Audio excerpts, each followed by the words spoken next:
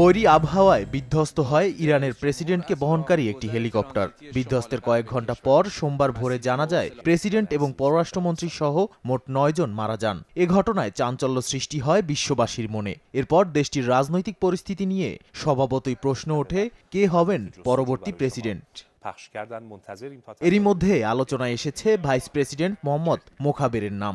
ইরানের সংবিধানে বলা আছে, ক্ষমতাসীন প্রেসিডেন্ট মারা গেলে বা কোনো কারণে দায়িত্ব পালনে সক্ষম না হলে রাষ্ট্র পরিচালনার দায়িত্ব নেবেন ভাইস প্রেসিডেন্ট।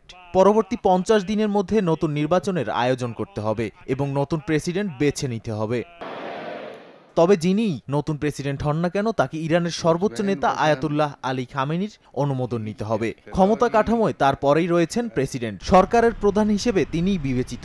রাইসি নিহত হওয়ায় খামেনির অনুমোদন সাপেক্ষে বর্তমান ভাইস প্রেসিডেন্ট মোহাম্মদ মোখাবের ইরানের পরবর্তী প্রেসিডেন্ট হবেন বলে মনে করছেন অনেকে।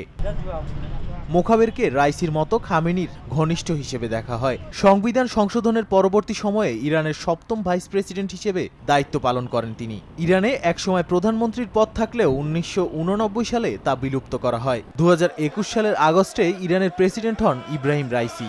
এর পরপরই খামেনির অনুমতি সাপেক্ষে মোহাম্মদ মোখাবেরকে ভাইস প্রেসিডেন্ট পদে নিয়োগ দেওয়া হয়।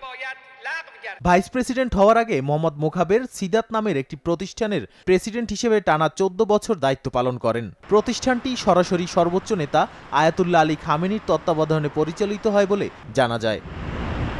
নাদিম মারজান, সময় সংবাদ।